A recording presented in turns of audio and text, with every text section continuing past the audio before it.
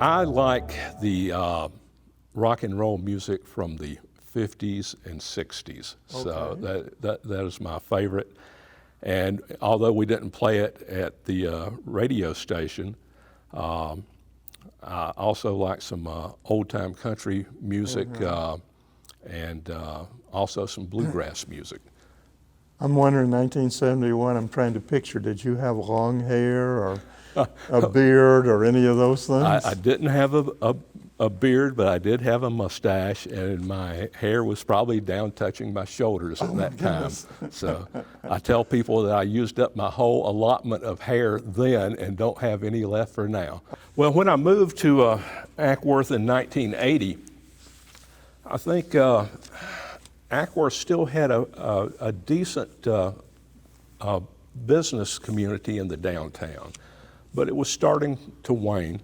And we saw the malls come in and start causing local merchants to lose their businesses, and we saw a decline in downtown. There were still some great businesses. I remember one in particular that was a bakery that was on Main Street that I used to love to go to the bakery and get a few things. But this was still Acworth prior to the realignment of Cherokee Street and Dallas Street, where the railroad crossing used to be at that time, and that was moved later a little south to Lemon Street. But a small town. I think in 1980 the population was about 3,500. It had decreased from the prior census. The prior census had been about 4,000 people. So Acworth was decreasing in size, and then the business communities had difficulty here, and we saw most of the businesses on Main Street over the next decade just slowly fade away. So town center had an impact on them? Yeah, town center certainly had an impact. You also had saw relocation or businesses and some new businesses locating out near I-75, which had been completed in the 1970s, and we saw things like Kmart open out there at I-75 and Cherokee Street. And of course that business is now long gone, and the building's no longer there. But it was a difficult time for the Acworth business community. Politics kind of fell on me after I got involved in youth sports here in activity in Acworth. So I had 3 sons, and as a result, I ended up being around football, baseball, track, basketball, all these sports as the kids wanted to play those. And I had gotten involved with those organizations. And I was very heavily involved with the Acworth Football Association. And in fact, I coached there, and I was a board member there. And we had a liaison with the city of Acworth, Bob Gibson, who was an alderman at that time, and later on was elected mayor. And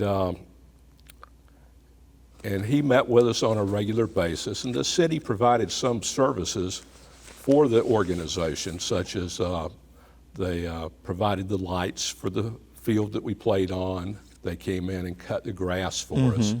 But pretty much other than that, it was a volunteer-run organization. And if there were improvements made at the field, the parents got together and did that themselves. And we ran the leagues ourselves.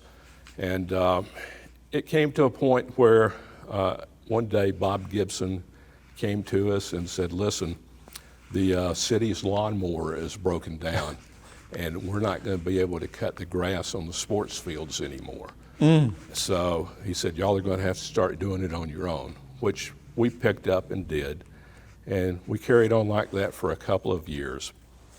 And then at that time, Acworth did not have a Parks and Recreation department at all. It was no one staffing that. The little bit of work that was done by the Public Works Department. Wow. Later on, after Bob Gibson was elected mayor, he'd always had an interest in recreation for young people in town. And he wanted to get a recreation department started, and there was some opposition to it on the city council. Really? And he came to the association and asked them if there was anyone there that was a city resident that would like to become involved in politics and run for a seat on the Board of Aldermen. And he talked to 2 or 3 people there, and then they finally came and asked me, and he explained the mission. So I was sort of drafted by the rest of the folks there to run for alderman. When I came on board, Lake Acworth, the beach, was closed to the public. Yeah. There had been some pollution problems in the lake, and the board had been working over the past several years. I think the beach actually closed in 1992, and the pollution problems had to be resolved, and they finally were. And I think in 1998, that summer, was when the beach was officially reopened. Okay. And we started having some programs there again.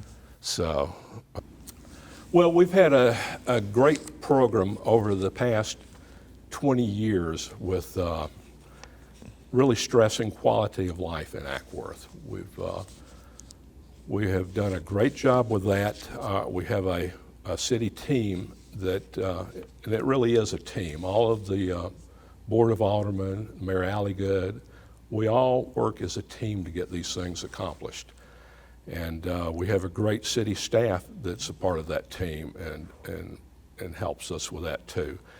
Our first focus was on our downtown area.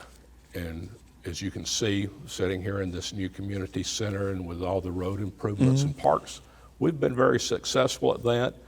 We've recruited new businesses to downtown.